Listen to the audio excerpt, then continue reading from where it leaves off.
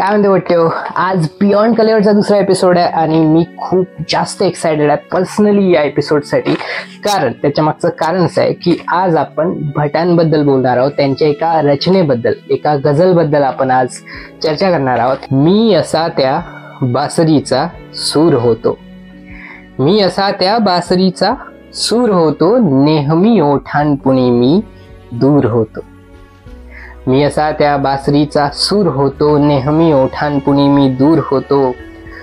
प्रीतही आली फुलांच्या पावलांनी, प्रीतही आली फुलांच्या पावलांनी, हाय मी चिंध्यात माझ्या चूर होतो.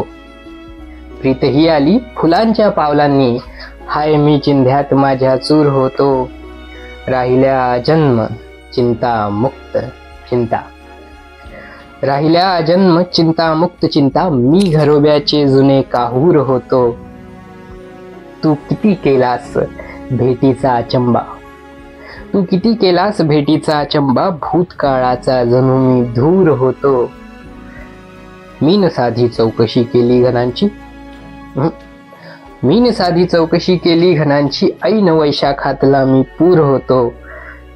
कोणत्या स्वप्नाचा आता दोष देऊ, कोणत्या स्वप्नाचा आता दोष देऊ, जीवनाला मीच नामंजूर होतो.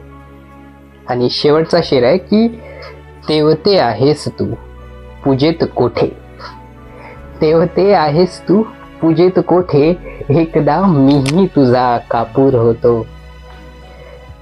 मी असा त्या बासुरीचा सूर होतो.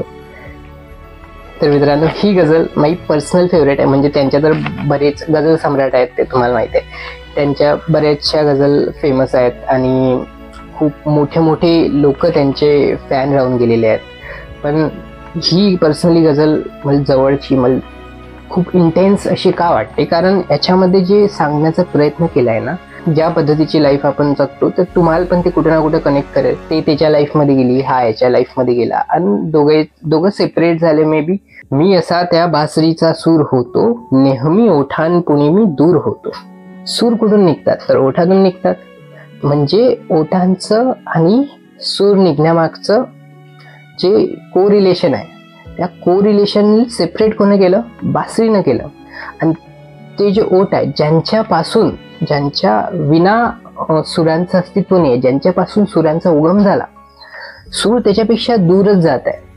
थॉट बागे ती जबरदस्त आहे की मी असा त्या बासरीचा सूर होतो, नेहमी ओठांपुणे मी दूर होतो.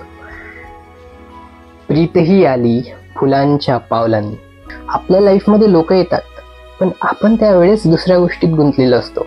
मे बी ते जॉब सर्च असन किंवा एज्युकेशन किंवा आणखी गरिबाला तर लय दुःख लागून आहे, तुम्हाला माहित आहे. फुल जेव्हा पडतात त्याचा आवाज येत नाही.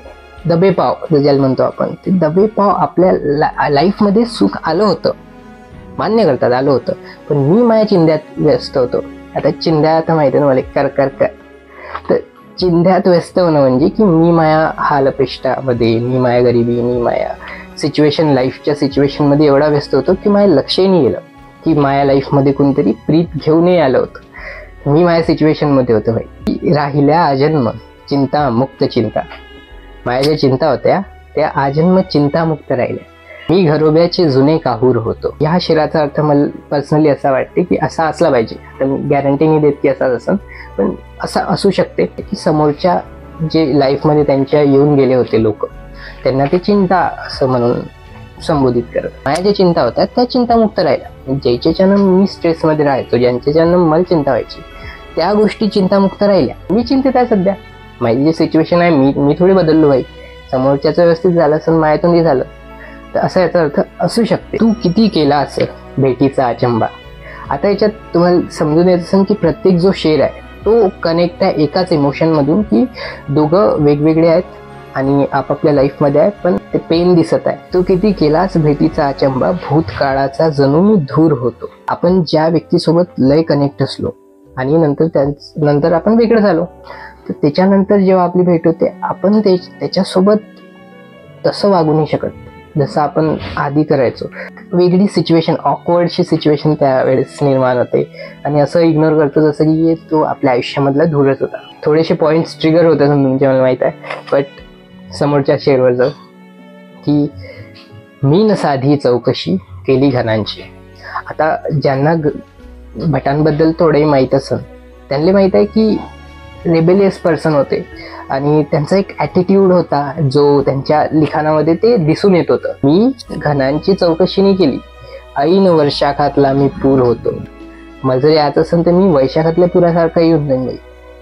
तर इथं 2-3 म्हणजे त्याचे वेगवेगळे ॲस्पेक्ट असू शकते बोलण्याचे. तर हे कोणाच्या लाईफमध्ये एंटर करण्याबद्दल असू शकते किंवा एक्सप्रेस होण्याबद्दल असू शकते नॉर्मली, किंवा असं असू शकते की मी कोणत्या गोष्टींपासून बांधील नाही आहे, परमिशन्सची गरज नाही. कोणत्या स्वप्नाचा आता दोष देऊ, जीवनाला मीच नामंजूर होतो. काही स्वप्न असतात जे आपले स्वतःचे असतात, स्वतःसाठी असतात. पण काही स्वप्न असे असतात जे आपण कोणातरी सोबत पाहतो. ते स्वप्न आपलं स्वतःचं एकट्याचं नसतं, काही स्वप्न दोघांचे मिळून असतात. बट म्हणतात की मी त्यांना दोष नाही देऊ शकत, मी माझ्या स्वप्नालाही दोष नाही देऊ शकत. मे बी असं असू शकते की जीवनालाच मी नामंजूर होतो. समोरच्या व्यक्तीचा जर प्रश्न सोडा की त्याला मी नामंजूर असेल नाही असेल वेगळा विषय, मी जीवनालाच नामंजूर असेल. बा तेवते आहेस तू पूजेत कोठे, तेवते आहेस तू पूजेत कोठे. आता हा जो शेर आहे पर्सनली सगळ्यात फेवरेट आहे की म्हणजे असं अंगावर काटा आणण्यासारखा विषय आहे की तेवते आहेस तू पूजेत कोठे, एकदा मीही तुझा कापूर होतो. आता तू तुझ्या लाईफमध्ये आहे, व्यवस्थित आहे, सगळं व्यवस्थित आहे, तुझी इमेज चांगली आहे, तुझा संसार चांगला आहे, तू देवाऱ्यात अस.